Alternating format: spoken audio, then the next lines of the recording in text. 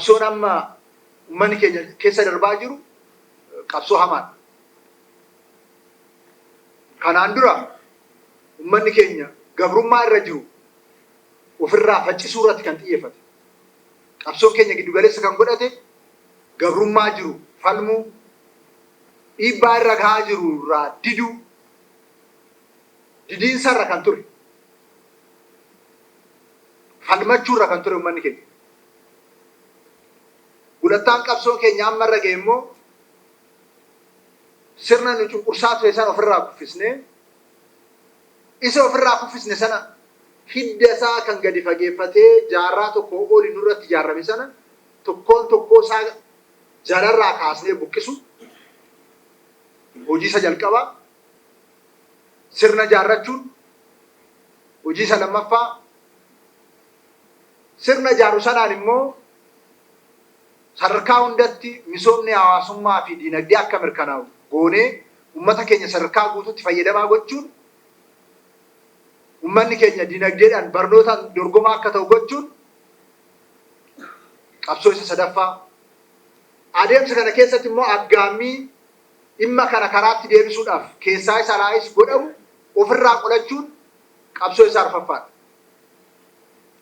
Qabsoo kanaan dura diddaa qofa ture sana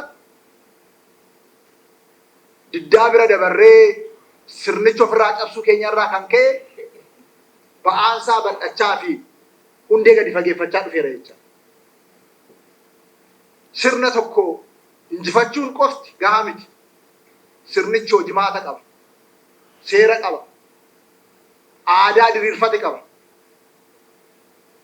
dhaabbilee gadi utubate qaba. Kallattii adda addaatiin gulantaawwan caaseffamoota jiran hunda keessatti sirna of utubee waggaa dheeraa jiraate waan ta'eef isa tokko tokkoon lakkaa'anii faayidaa uummata ofii giddu galeessa godhatanii iddoo irraa buqqisuu gaafata.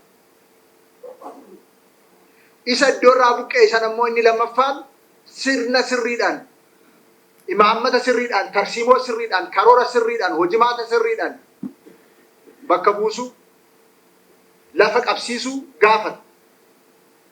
Inni kun immoo sirnichi immoo jiruuf jireenya uummataatti akka jijjiiramu, rakkoon hawaasa diinagdee akka hiikamu, uummanni keenya badhaadhina guutuutti akka ce'u, fayyadamummaa sadarkaa waraanaatti akka mirkanaa'u, hiyyummaaf duubatti hundee irraa akka buqqa'u gochuu gaafata.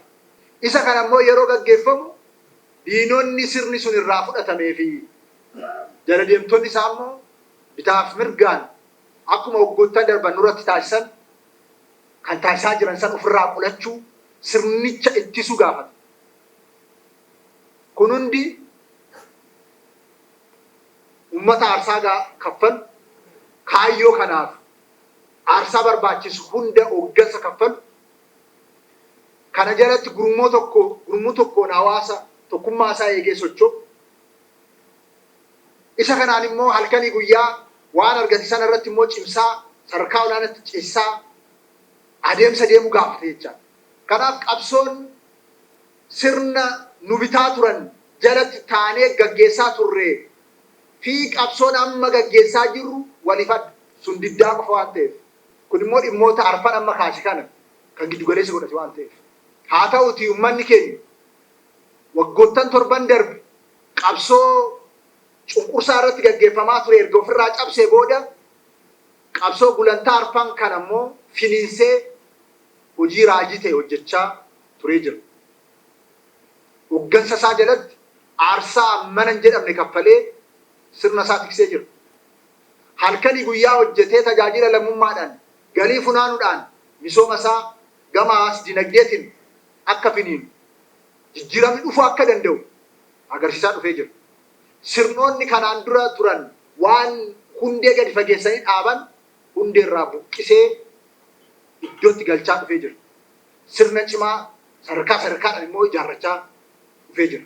Adeemsi kun garuu adeemsa halkanii guyyaa cimina addaatiin ammas cimee itti fufuu qabu.